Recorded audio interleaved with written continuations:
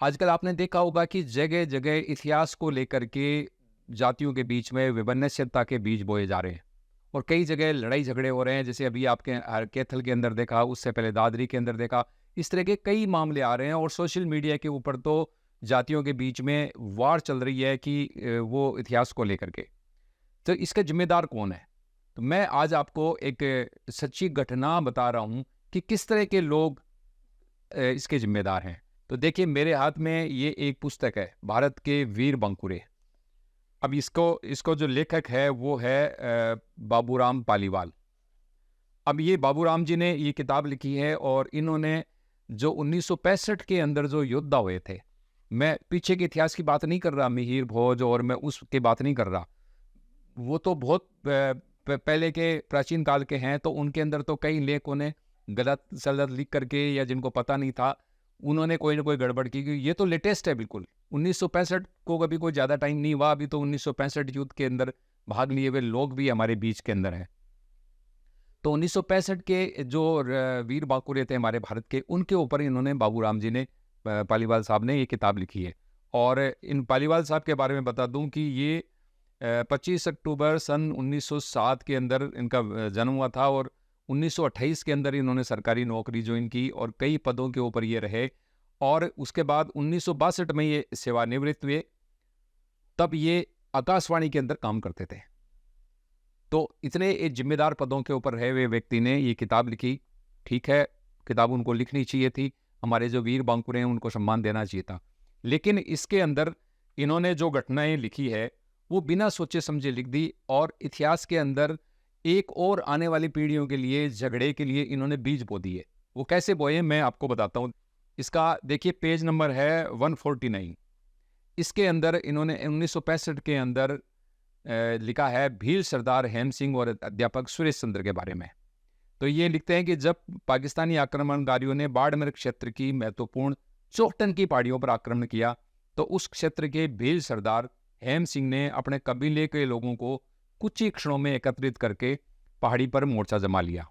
उस समय भारतीय जवान वहां नहीं पहुंच पाए थे, इसलिए शत्रु को आकस्मिक आक्रमण में पूर्ण सफलता की आशा थी। पर भील सरदार हेम सिंह ने अपनी राष्ट्रनिष्ठा और रणकौशल से पाकिस्तानियों की इस आशा को पूर्ण निराशा में परिणत कर दिया।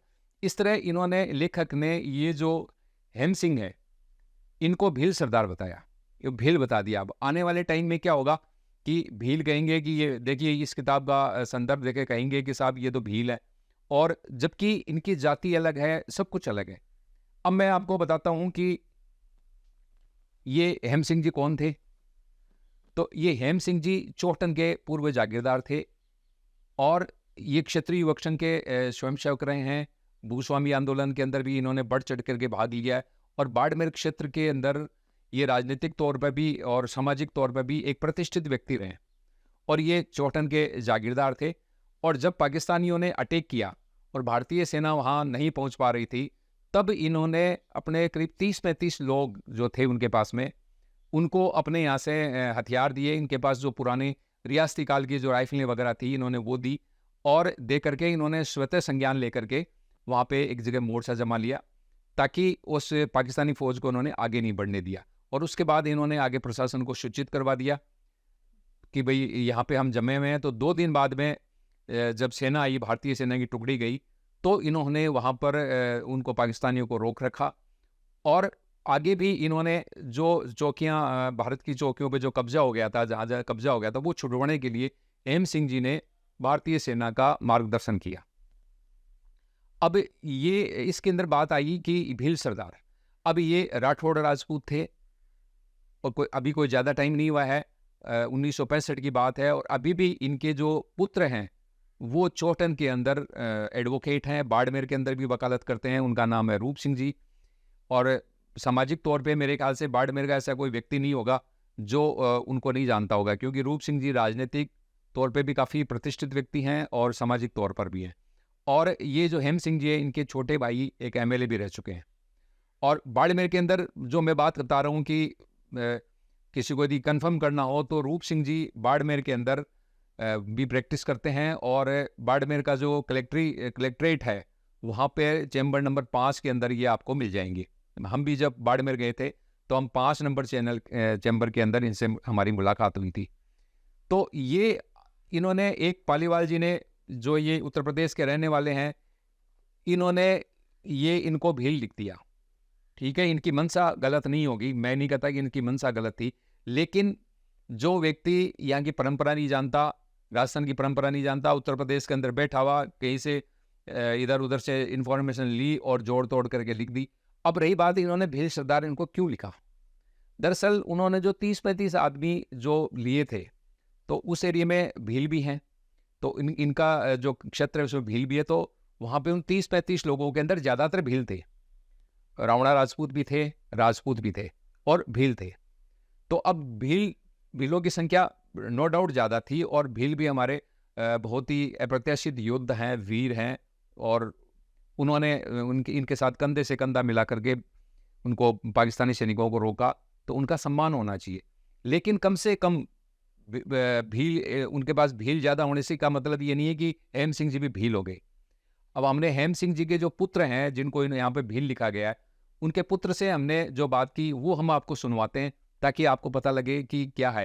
अब मेरा कहने का मतलब ये है कि जब जो जिंदा व्यक्ति हैं उनके इतिहास, उनकी जातियाँ बदली जा रही है, तो मिहिर भोज ये तो बहुत पुराने हैं, किसी का भी संदर्भ लेके आज जैसे जो जितने भी लोग जो संदर्भ देते हैं इतिहास बिगाड़ने का, अपना दावा करने का, वो क्या करते हैं, या तो किसी विदेशी का लेके आते हैं।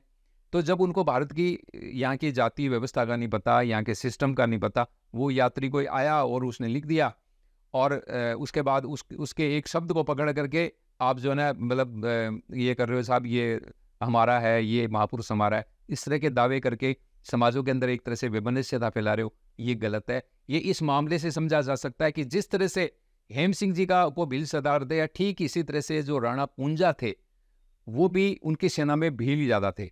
वो भील जो सैनिकों की टुकड़ी थी, क्योंकि उनका जो क्षेत्र था भोमट, वो सारा का सारा आदिवासी क्षेत्र है, और वहाँ पे भील ही रहते हैं। तो जाहिर है उनकी सेना के अंदर सारे भील थे, और उनके वो सरदार थे। तो उनको उस ज़माने में स्थानीय भाषा में भीलू सरदार बोल दिया करते थे।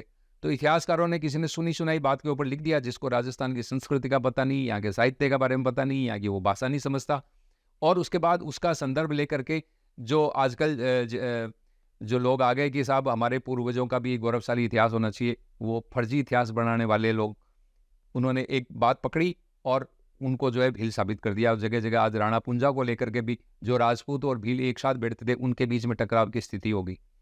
तो ये इस तरह के जो लेखक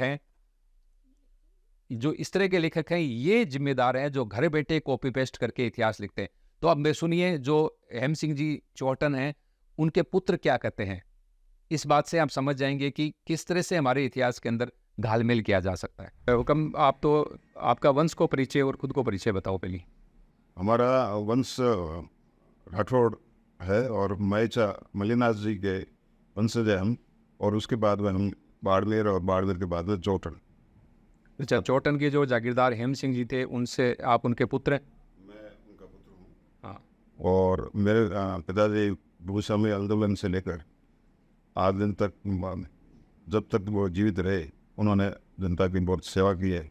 और यहाँ तक कि 1965 का भारत पाक युद्ध हुआ, जब पाकिस्तान की सेना ने भारत की सीमा चौकियाँ पर कब्जा कर लिया, और अब हमारे वहाँ मिलिट्री नहीं होने के कारण वे आगे बढ़ते रहे, तो मेरे पिताजी स्वर्गीय हेम सिंह जी ने अपने निजी आदमी और निजी राइफलें लेकर वहाँ 30-35 आदमी ले जाकर पाकिस्तान की फ़ौज को रोका। और 2 दिन बाद में इंडियन आर्मी आई, जिसमें 3rd गार्ड थी और एक 17 ग्रेनेडियर थी, जिन्होंने वहाँ आकर मोर्चा संभाला। और फादर ने एज ए स्काउटिंग और सशस्त्र साथी की तरह उन फौज का साथ दिया, और जो पाकिस्तान ने जीती चौकियाँ थी, वो चौकियाँ वापस मुक्त कराई। और यहाँ तक कि भारत के 5 जवान शहीद हुए, और पाकिस्तान के 30-35 सैनिक मारे गए। खूब बड़े मात्रा में हथियार पाकिस्तान के और गाड़ियाँ वगैरह छोड़कर पाकिस्तानी भाग गए। और उसके बाद में लगातार सीमा सुरक्षा पर मेरे पिताजी स्वर्गीय हेम सिंह जी ने हमेशा ध्यान दिया। अच्छा, हाँ, हेम सिंह जी के साथ में कौन लोग थे वहाँ लड़ाई के? 20-25 जो लोग थे, वो किस किस कम्युनिटी के लोग थे? उसमें ज़्यादातर भील थे और राजपूत थे, और 2-3 राजपूत भी थे। इन लोगों ने साथ दिया, और वे हमेशा फिर कलेक्टर यहाँ टी.वी. रमणन साहब थे और एसपी थे राजेंद्र शेखर, जो सीबीआई के डायरेक्टर ऑफ जनरल होकर रिटायर्ड हुए, वो एसपी थे यहाँ। उन लोगों ने फिर पुलिस ऑफिसर के हिसाब से फादर को खूब सारी राइफलें वगैरह अलॉट कराई और प्रत्येक हमारे आदमी को 50 कारतूस और एक 3 राइफल दी गई। गांव के सभी लोगों को है, हाँ, जिनको बताया गया। हाँ, 40-50 जो आदमी साथ थे उनको दी गई और वो काफ़ी समय तक राइफलें उनके पास रही। उसके बाद में गवर्नमेंट ने जमा दी।